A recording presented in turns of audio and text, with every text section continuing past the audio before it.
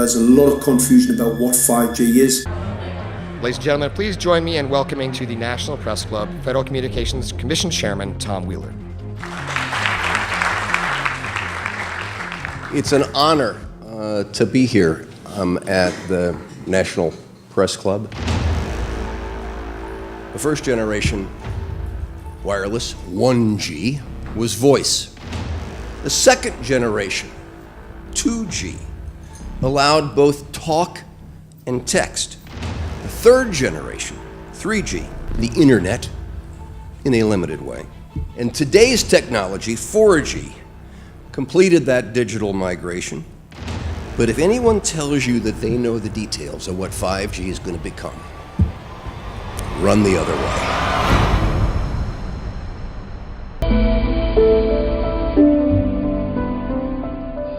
Well, I joined the Royal Navy in 1960, and I specialised in microwave warfare. Radar, obviously, which uses microwave, but they don't just teach you radar, they teach you all about microwaves and other uses. So I understood about microwave warfare and how it can damage people, how it can harm people. Microwaves then were used as weapons, as they are today. It is a perfect stealth weapon, and when governments don't like a group of people, for instance, the ladies who protest at Greenham Common in England about the American missile base they camped, they were microwaved. We microwaved Catholics in Northern Ireland to make them sick. It goes on all over the world. And it's a weapon that you don't know you're being targeted, because the dose is very, very low, which is actually more dangerous than a high dose. It's very, very low, and it may take a year or two, but you can cause neurological damage and cancers with low-level microwaves, and you can make all your opponents sick. It's a perfect weapon for a government.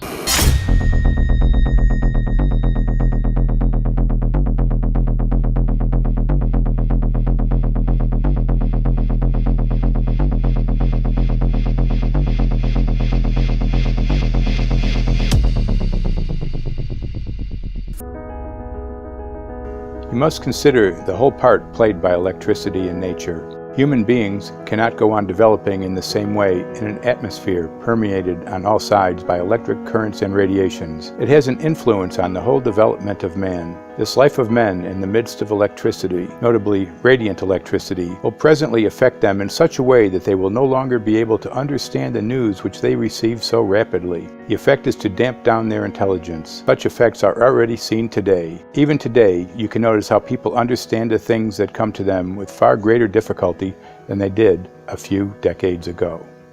Rudolf Steiner, 1924. Rudolf Steiner noted that in 1924, since then our atmosphere has become far more permeated with electric waves of widely diverse types. There's no doubt now that electric waves, electromagnetic forces, cause direct biological effects. There's thousands of peer-reviewed papers on this subject. There's no doubt about it. But what are these effects? How are they affecting us? What can we do about it? We're now at a stage where we're putting in what's called 5G, which is a special type of broadcast for high-density information transfers. And it turns out that this is the same frequency bands that are used in crowd dispersal weaponry. Yes, 5G will connect the Internet of everything. If something can be connected, it will be connected in a 5G world. Hundreds of billions of microchips connected in products from pill bottles to plant waterers, requiring massive deployment of small cells. We won't wait for the standards.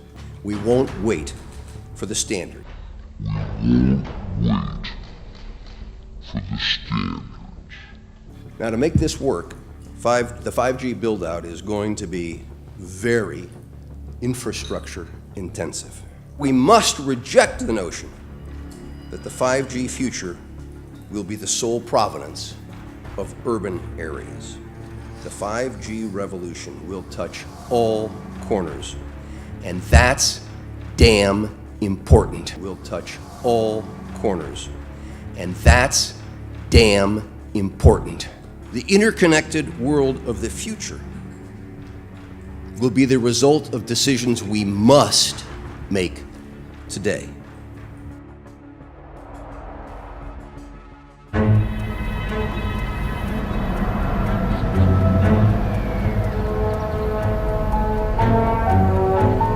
The main issue before us today is Senate Bill 637 and Senate Bill 894, the former by Senator Hune, the latter by Senator Knopf.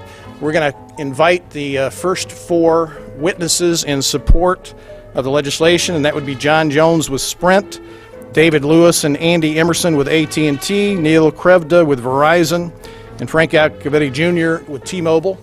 So be straight with me. Is it true? It could be. No, well, very few cases. There was an unfortunate incident out in Iowa. Look, gentlemen, practice these words in front of the mirror. Although we are constantly exploring the subject, currently, there is no direct evidence that links cell phone usage to brain cancer.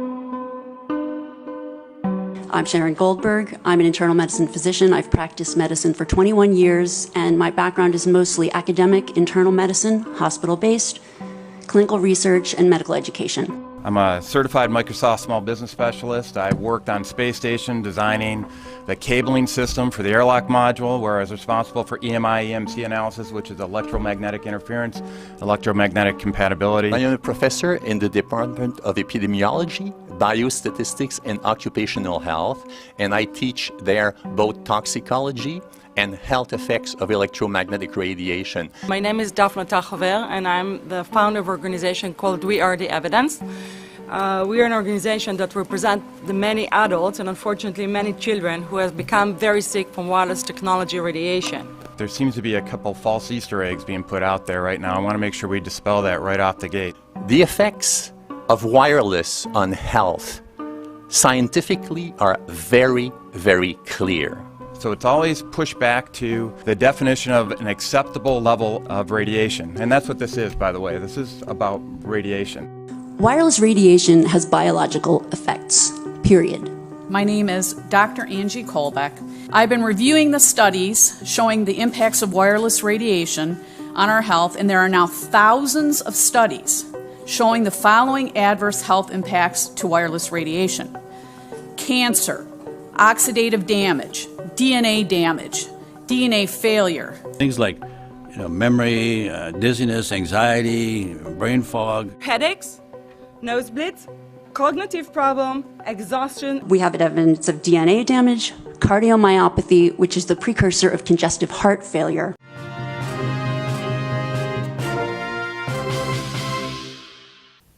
Faster, better, more reliable internet.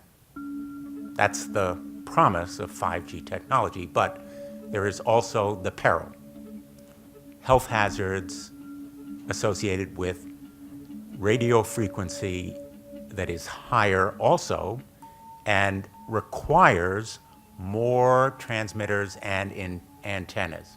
And the stark, simple fact is the health hazards are unknown and unstudied. And that is a sign of neglect and disregard on the part of the Federal Communications Commission that seems unacceptable. There have been no answers so far. The FCC basically has said everything's fine, but in order to reach a conclusion about the health and safety of this new technology, we need facts. Mr. Chairman, thank you for having this hearing.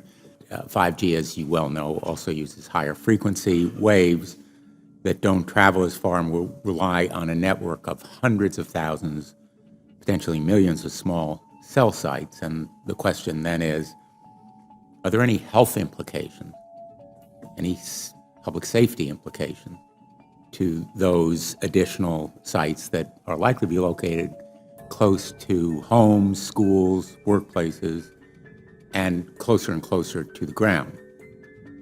Correct? Correct, Senator. Yes. So my question for you, particularly Mr. Gillen and Mr. Perry, how much money has the industry committed to supporting additional independent research? I stress independent research. Is that independent research ongoing? Has any been completed? Where can consumers look for it? And we're talking about research on the biological effects of this new technology. Thank you, Senator. I think, thank you for your focus on the issue. Safety is paramount, and as you alluded to, we rely on the expert agencies, we rely on the findings of the FDA and others as to the requirements to keep all of us safe. There are no industry-backed studies, to my knowledge right now. Happy to visit with you as to what opportunities you think there needs to be more studies, and we're always for more science. We also rely on what the scientists tell us. So essentially, the answer to my question, how much money? Zero. I can certainly follow up with you, Senator. To my knowledge, there's no active studies being backed by industry today. Anybody else know of industry commitments to back research, fund it, support it, to ascertain scientifically the health effect? No, I'm not aware of any. So there really is no research ongoing. We're kind of flying blind here, so far as health and safety is concerned. Thank you, Mr. Chairman.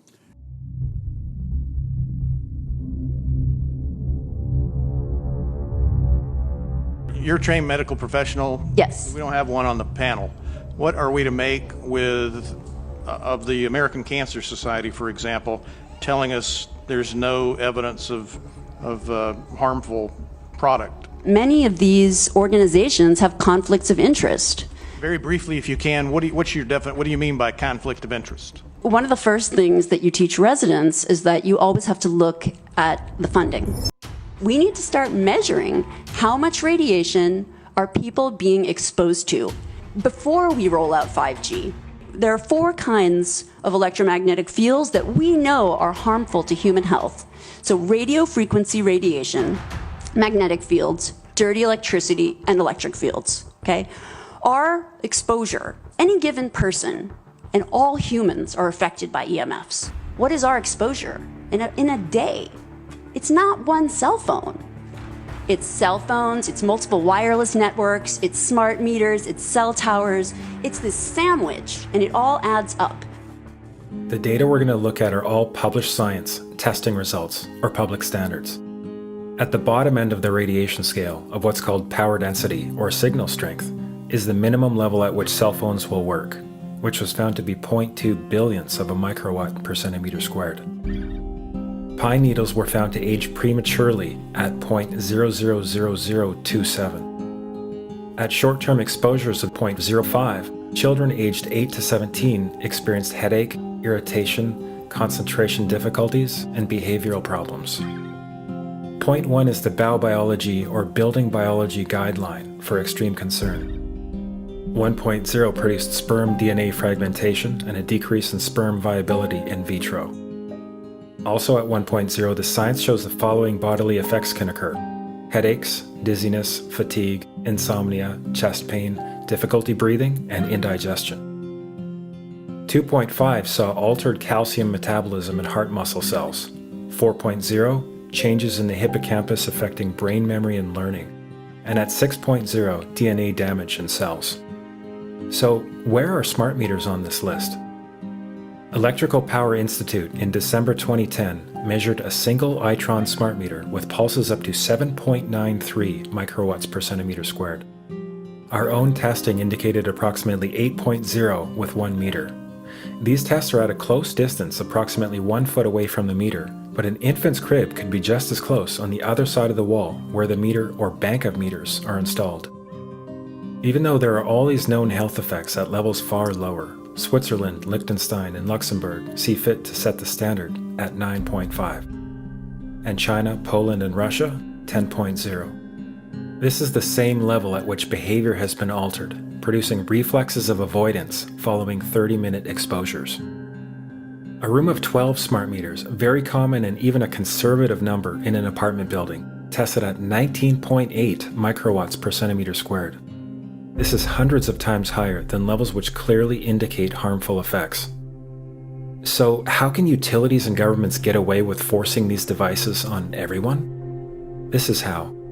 In Canada and the US and several other civilized countries, the safety limit is set at 600 to 1,000 microwatts per centimeter squared. This so-called safety limit is literally tens of thousands of times higher than levels which are known to damage health, according to peer-reviewed published science. There's a tremendous amount of sponsored research by people who are hired to do studies to find no effect. And that's plagued this field in a number of countries. The radio frequency radiation work that we did was supported by Motorola. The relationship was really very cordial and very stress-free, but only up until we started generating data. These folks were very, very upset and began to talk about how are they going to handle this, what sort of spin can we put on this, what can we expect from this, and from that point on the relationship changed.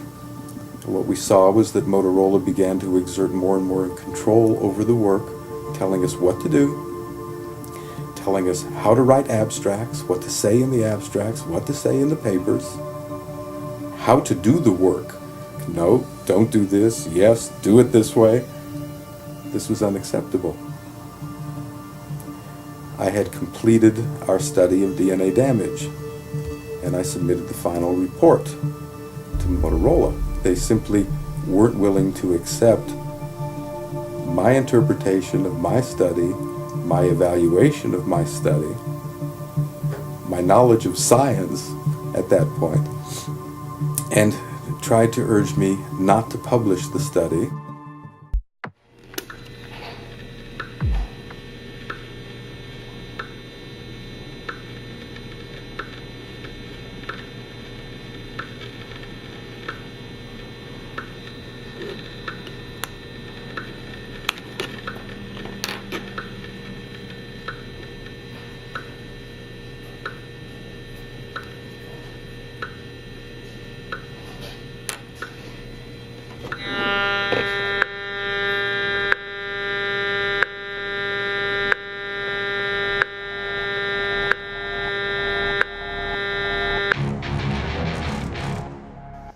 Some of the effects that we can look at, well, one thing is just our regular Wi-Fi, 2.4 gigahertz. That's in the same range as microwave ovens, which are also called radar ranges, because that is radar. 2.4 gigahertz is interesting. It's not the peak absorption rate in water for microwave frequencies, but it's at a point where it allows full penetration, because if it came in at the peak, it would prevent the insides from getting warm. So that's with basic Wi-Fi.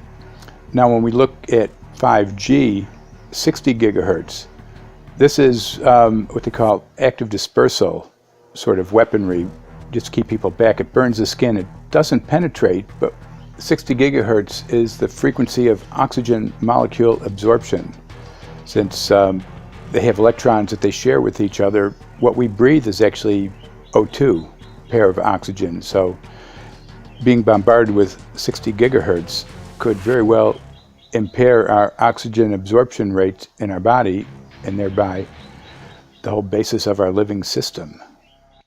Martin Pall says, putting tens of millions of 5G antennas without a single biological test of safety has to be about the stupidest idea anyone has had in the history of the world. So assessing all this, we have experts in various fields: military EMF weaponry, biological effects on humans, firefighters that are getting cognitive impairment by being there in them, countries that are banning these sort of technologies around schools because of the impairment to cognitive. Let's weigh that up in light of what Rudolf Steiner said in 1924 about just mere radio causing the impairment of cognitive functions on people, that they can receive news from around the world, but they can't understand it as well because of the effect of the electricity. We have to say, something smells sinister here. Short and long-term memory loss, decreased attention spans, lower reaction times, even involuntary contractions of muscles causing misalignments of spines and jaws. Breast cancer. We suddenly have breast cancer in women who have no DNA predisposition. Disrupted immune function and change in stress proteins, reproductive and fertility effects. There are dozens and dozens of studies that show beyond any doubt what this radiation is doing to our sperm. Now, if you take the cell phone out of your pocket, the sperm will recuperate within 3 to 4 months. What would not recuperate would be the damage to the DNA of the sperm. That is irreparable. The wife of the ex-governor of Indiana was diagnosed with glioblastoma. Same brain tumor Ted Kennedy had and John McCain had. Did you look at John McCain's scar? This is a cell phone brain tumor. LeBron James, one of our sports people, had a salivary gland tumor. That is another cell phone tumor. You didn't hear about it because immediately after that was discovered, he was paid by Samsung to become their spokesperson. We are seeing increases in brain tumors. We're seeing increases in Alzheimer's. We're seeing increases in all of the neurotransmitter diseases, ALS, Lou Gehrig's disease, Parkinson's. These are all disease systems that are known to be associated with low-level energy exposures. We talk about 24/7, around-the-clock exposure, wherever you are and your whole body. You never get away from it. And it seems from our studies that maybe your immune system can cope with for a time, but it will deteriorate. Then the irradiation will definitely damage cells at a deeper level, and the question is what will then happen? These are out of peer-reviewed papers, so these are not just hypochondriacs thinking that they're doing it. We're having real problems with this. This is no longer a subject for debate when you look at PubMed and the peer-reviewed literature. These effects are seen in all life forms: plants, animals, insects, microbes. So 5G is not a conversation about whether or not these biological effects exist. They clearly do. There is scientifically evidence that is so strong that you can be certain that the standards used by the FCC to manage health effects are wrong. In tests, it's been found things like mold. If you grow mold inside a Faraday cage, it'll grow one way, and then, even if the electromagnetic fields are around, take the Faraday cage away, and some sort of 600 biotoxins are developed within the mold because of the effects of the EMFs upon it. Electromagnetic fields, even of weak quality, have an effect upon our microbiome, which is really essential to our whole being.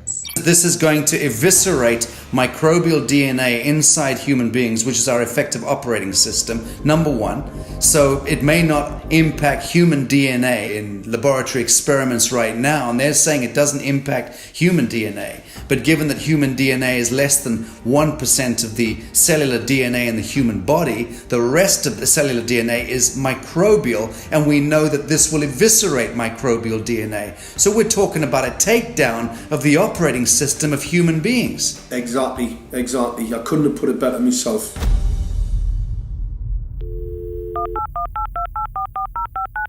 John Brandt. Good morning, Mr. Brandt. Wow, this is Amanda from Virginia. Hi, how are you? Hi, I've been trying to get a hold of you for months now. You guys are covering up chemtrails. No, we are not covering it. We have no reason to cover up chemtrails. Of course, you have every reason to cover it up. Every reason. It's called What losing your reasons job. would that be? Oh, well, you personally, you would lose your job if you were to reveal anything to me, and it's probably unsafe for you to even be speaking about this, No, considering it's not the types of individuals you work for. It's not unsafe. It is unsafe. There's no problem with us talking on. You're a citizen. You're making a complaint. Oh, Lord, have mercy on myself. It's a complaint in an area that we don't have authority to regulate.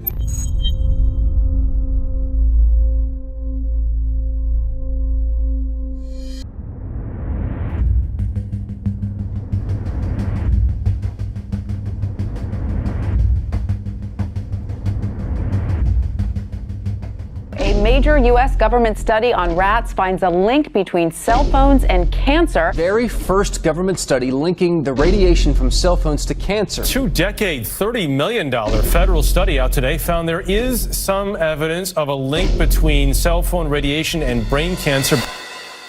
Did you hear about people coming to you as far as having complaints about illness? We were made aware of health complaints following installation of smart meters, and we wanted to verify this using our field work. So I measured the field of about 30 different people while they stood 1 foot in front of the smart meter, and in every single case, the human energy field was obliterated as they stood in front of the smart meter. So in our first slides, what we see is normal cells, and the structure of the cells is intact and sound. This is what we would expect from a normal sample. So after 2 minutes of exposure in front of the smart meter at about 1 foot away, we see a totally different story. Sample 1, you can see a lot of degradation in the cells. The cell walls have been broken, and you see changes in the cells which are called mycoplasma. It shows a mutation to the cell. In the second sample, we see a different type of degradation to the cell membranes. You can see a corrugation here. This is called bottle cap formation, and it's known that this occurs due to oxidation or exposure to free radicals. So this third subject, when we did her sample, she had to be pulled away from the meter after 45 seconds because she complained about an increasingly severe headache. And here you see a phenomenon called rouleau, where the red blood cells are stacking up, which makes it very difficult for the blood to deliver oxygen to the tissues as they would be their normal function. Every single one of these is a degradation. Every single one of these shows a trauma to the blood cells, and that came from something, and the only variable was the smart meter. The good news in all this is the patient and the blood can return to normal once they have been removed from the influences of these stressors. You have to consider that DNA also works as a fractal antenna, which is able to send and receive and also to process signals under the form of radio frequencies. Well, then there is no doubt that artificial radio frequencies such as those of cell towers, and in particular these new types of towers that have a much higher density of signals, they may somehow interfere with the ability of DNA to retain and transmit biological signals. So this is one level of danger that very few biologists are aware of. Professor, what is the NDP? I've heard that study several times. NDP is what? So it's a $25 million study on rats and mice that was supposed to demonstrate that there were no effects of radiation below thermal. And in fact, it demonstrated exactly the opposite. And it follows on the heels of two major studies on animals that said exactly the same thing. And that study was designed perfectly to make sure that it cannot be challenged, that there will not be any doubt. That's why it took them 14 years. That's how they prevented discussion of health. And why do they want to prevent discussion of health if there's no problem with health? Simply put, FCC is completely unprepared, unable, and possibly unwilling to oversee 5G for safety, even as it barrels toward us. They are falling back on tired definitions and panaceas long since disproven by science.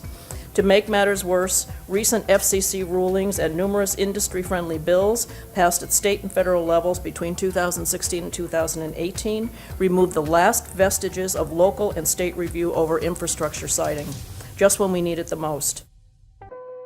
There is, however, a light at the end of the tunnel, or there is some ray of hope. Thanks to the principles of biological quantum entanglement that we have learned how to exploit in the field of biology and medicine, now we can transfer the information from the microbial DNA to the human DNA. And in so doing, we can train, so to speak, the microbes to withstand whatever extreme condition they are exposed to, including this new technology. And then we can train them to transfer this resilience of theirs to our DNA.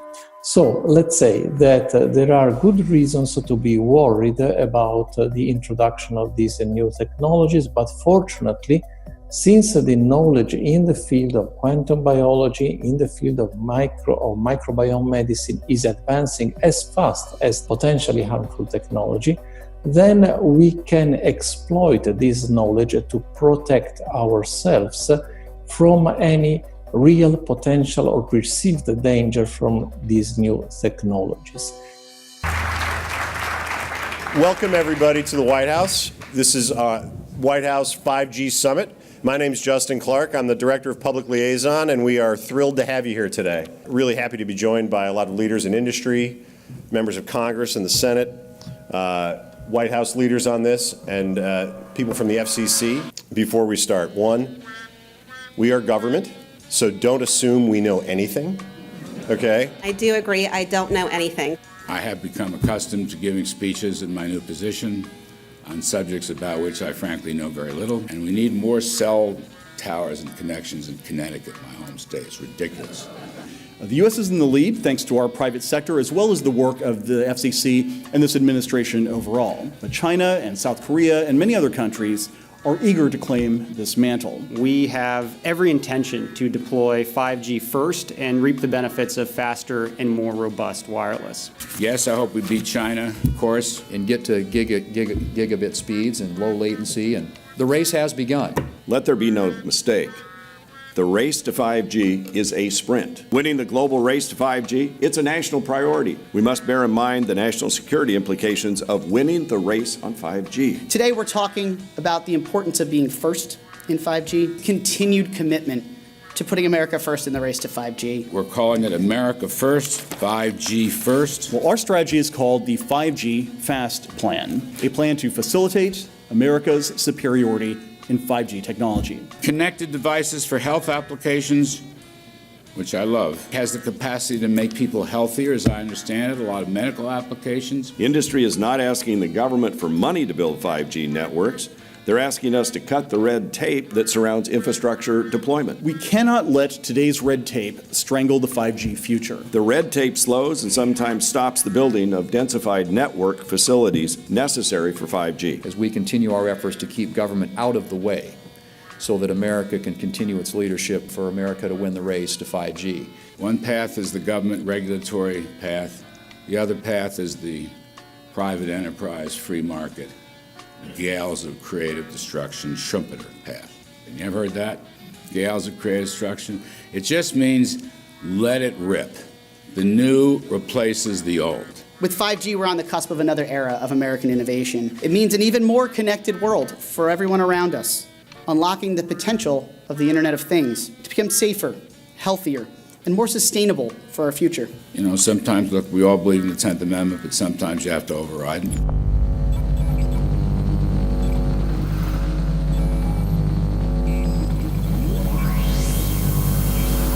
By the way, the 1996 bill permits that kind of override. We're not here to be completely heavy-handed, but sometimes you got to do what you got to do. And some of these states or cities that don't want to cooperate want to shake us down. We can't allow obstacles and barriers to stop this movement. That's all.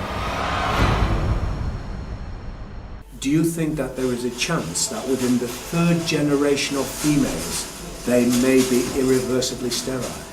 Not in the third generation, but in the fifth generation, and that would for humans be something in the order of 150 years ahead of us. And of course, then it's too late to say that you are sorry, and it's very too late to say stop.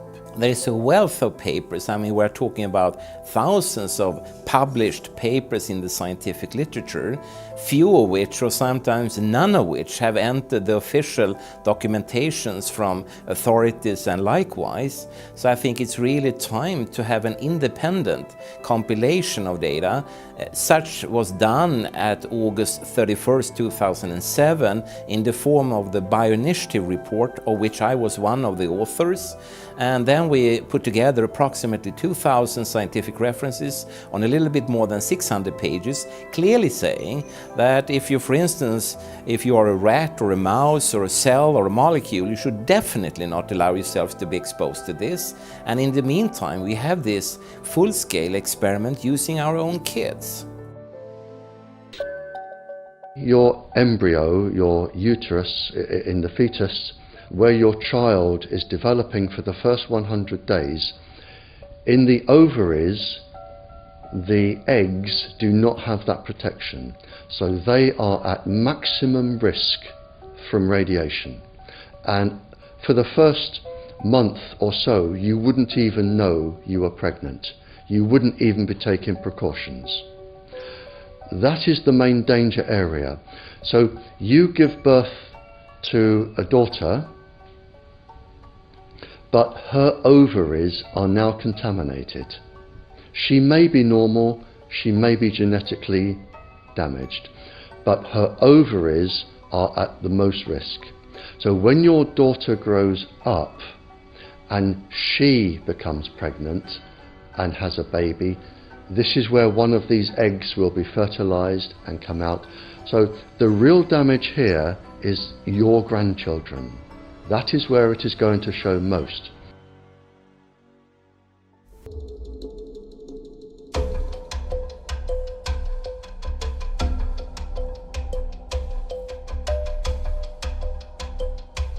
The FCC is a capture agency. They probably conducted what I believe to be the biggest fraud on the public ever conducted. The FCC has been described by Harvard University's Center for Ethics writer Norman Alster as the most captured agency in DC, acting more as an industry cheerleader than a regulator. This is especially true today with 5G, where there are serious safety concerns and potentially misleading information coming from the FCC. For example, the previous chairman of the FCC is Tom Wheeler. He was the head of the Wireless Lobby Association for 14 years. Now remember, Obama told us there would be no lobbyists in his administration, so he took the biggest lobby and put him as a head of the FCC. And that's damn important.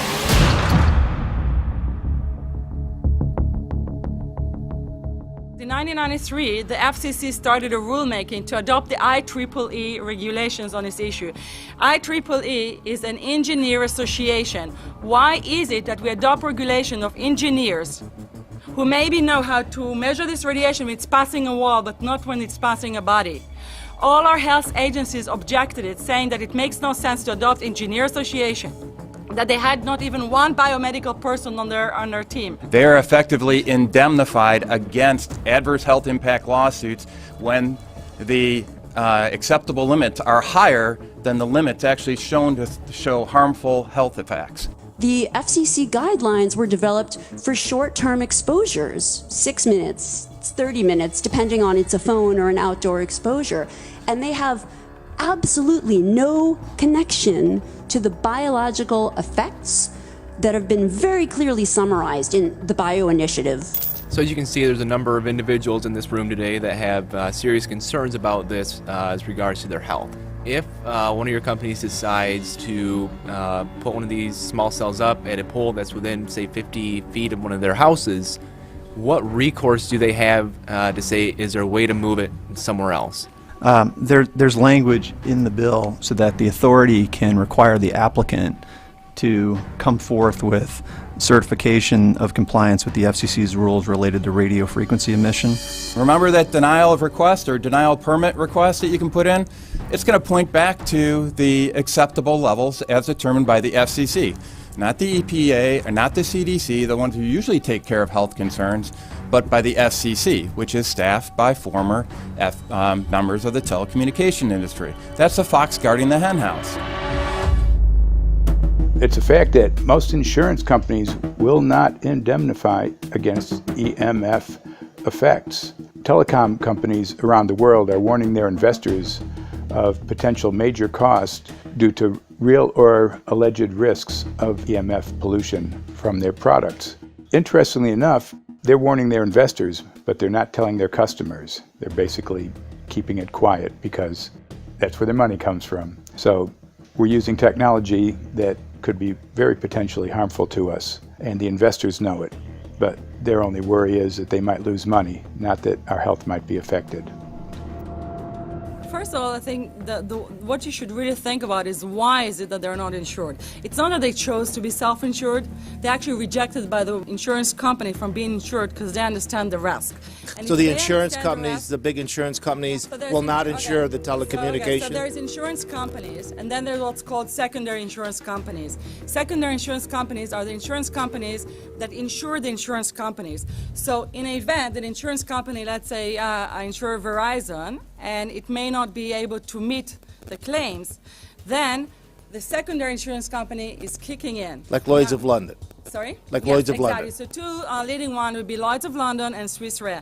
Both told the insurance company not to insure the wireless industry, and this is why they're not insured. And that should give you a hint. Now, this is exactly why they have to prevent a health lawsuit. And how did they prevent lawsuit? That goes back to Section 704.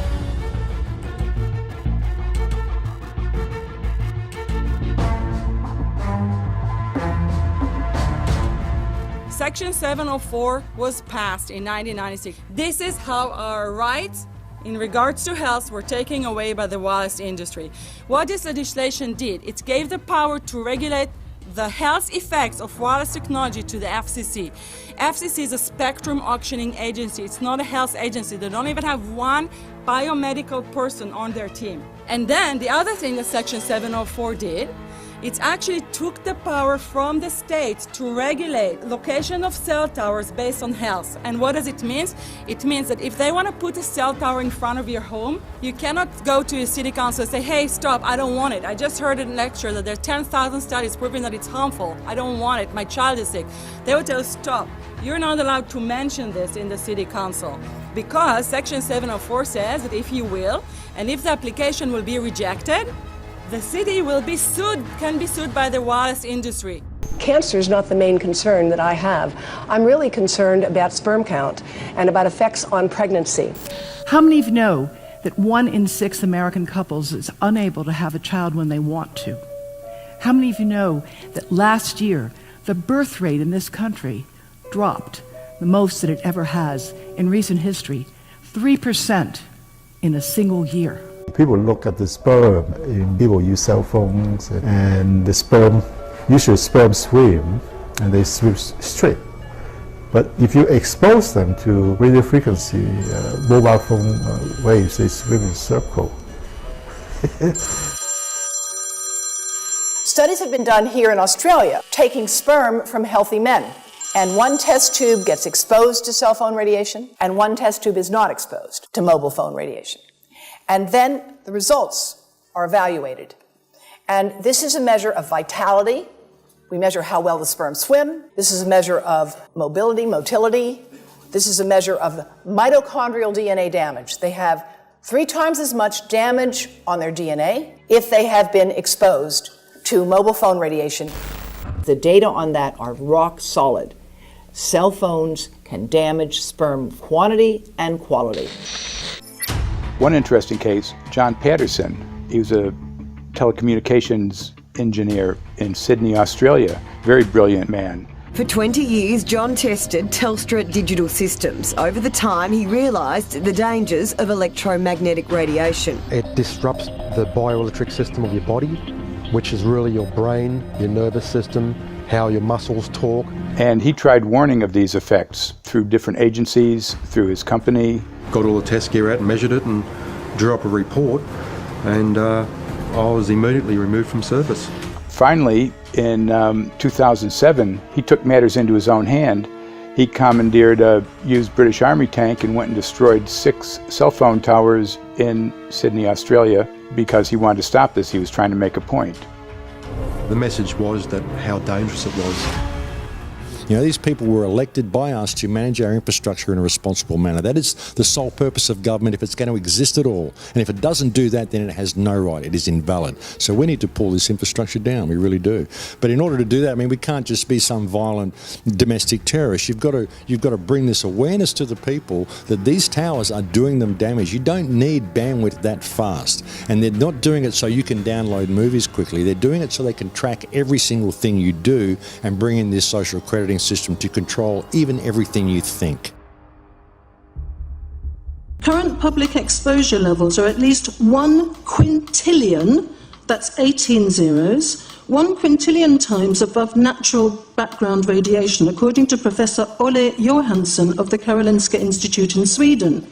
The highly dangerous biological effects of EMFs have been documented by thousands of studies since 1932, indicating that we may be facing a global health catastrophe orders of magnitude worse than those caused by tobacco and cigarettes. 5G is designed to deliver concentrated and focused electromagnetic radiation in excess of 100 times current levels in the same way as do directed energy weapons. There is currently an international appeal signed by 237 EMF scientists from 41 nations, urging the UN and particularly the WHO to exert strong leadership in fostering the development of more protective EMF guidelines, encouraging precautionary measures and educating the public about the considerable health risks, particularly the risks to children and fetal development.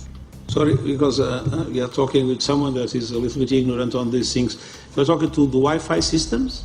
I become worried because I put those devices in my house. I will have to. I mean, I confess my ignorance on this. We will have to. But I'm going to raise this with WHO, which I think is the organization that might be able to deal with it properly. Because I must confess, I was not aware of that danger. We are performing an experiment on children. We are exposing children to microwave radiation for 6 hours during every school day. We have had absolutely no studies looking at the long-term effects of this radiation on young people or even on adults. A considerable amount of research shows that developing brains and bodies of children are much more affected than adults. And there are clear indications of a link between increased electromagnetic fields and autism spectrum disorders. We took 10 autistic children and went back to the sleeping location where the mother was when she was pregnant with that child and compared it with the sleeping location of a mother that gave birth to healthy children. We had 10 mothers in that group, 10 mothers in this group, and in the group of the autistic children, we found that the measurements that we got for the microwave exposure was elevated compared to the group of children that were normal. The fetus is affected. The exposure to man-made electromagnetic fields has become the first factor that could be isolated ever in autism that could predict autism. First of all, you have to know that we know that the other EMFs that we're exposed to are already known to be health risks. And basically that 5G, because of the frequency that's going to be used and because of the extraordinarily high pulsation levels that will be used, is a much bigger threat to our health than the things that we already have, which are very substantial threats to our health. We're not just talking about the intensity. We're talking about the frequency and the very high level of pulsations. There's a huge literature which shows that pulsed EMFs, EMFs that pulse up and down very rapidly, are in most cases much more biologically active than our non-pulsed EMFs. Every single wireless communication device communicates via pulsations, but the industry completely ignores this issue. The problem with 5G is that they're planning to put out tens of millions of these antennae all over the place without doing one single biological safety test. Are you implying possibly that we, the consumers, are the guinea pigs since they haven't really done tests to see the effects in a smaller setting? I mean, that's not an implication, it's a statement. We are, yes.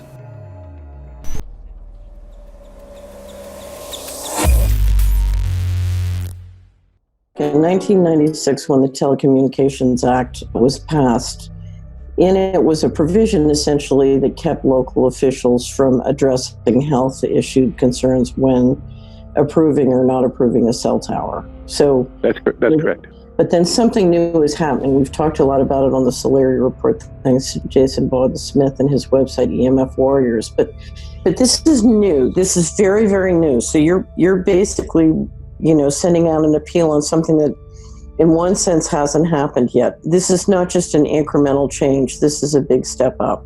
It's a sea change. An onslaught's not an improper word. It's a bombardment.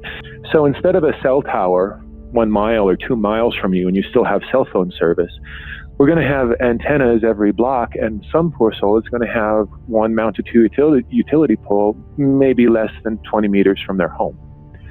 So this kind of invasive bombardment with this many antennas, I mean, just in 1 square mile, if you do the math, 1 per block and 16 blocks per mile, that's about 250 antennas per square mile. The millimeter wave is untested. Former FCC Chairman Tom Wheeler openly said that they don't plan to test it. We won't wait for the standards. And then our appeal also addresses the fact that there's a plan to roll out 5G through satellites in low Earth orbit.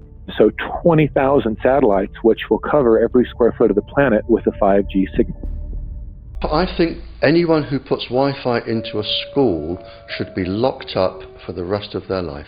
I really do. I think they're not fit to walk on the surface of this planet because they haven't looked at the research, and whatever incentive they have, it is not worth the genetic problems that parents are going to face with their children when they're born. France has banned Wi-Fi in nursery schools and put warnings out for regular schools because they're finding there's impaired learning capacity in children when they're around Wi-Fi. And they have to put up warning signs where they put Wi-Fi transmitters. When I got sick and I learned that they're putting Wi-Fi in the schools in Israel, I was very sick at the time, but I could not tolerate the thought that children in the schools will become as sick as I have. And after a few months of correspondence, I submitted a Supreme Court case in Israel to ban the use of Wi-Fi in the schools and replace them with wired network. The 4 top diseases that kill our children, our young adults right now, are brain tumors, thyroid cancer, testis cancer, rectal cancer, everywhere we put our cell phones. And a lot of our children are sick and they're being misdiagnosed and mistreated because the wireless industry has put billions and billions of dollars in the past 30 years to mislead the public as to the health effects and keep the public uninformed. How much effort was put forward to address this, what most of these people are, or many of these people are here for, which are the health concerns? Was there any dialogue back and forth? Was there any working, was there many studies evaluated to look at regarding this area? Maybe not every person that has concerns on the legislation was brought to the table. Okay, so from your perspective, you feel that there was a legitimate amount of time to evaluate the data that the opposition would have on this? Absolutely, and I wouldn't put forth something that I didn't believe in. And I'll tell you, as I mentioned earlier, and it's been commented several times amongst the panel here, this is truly an economic development issue. Our 3-year-old, again at home, is outraged when we pull out the driveway and he's not able to access Wi-Fi.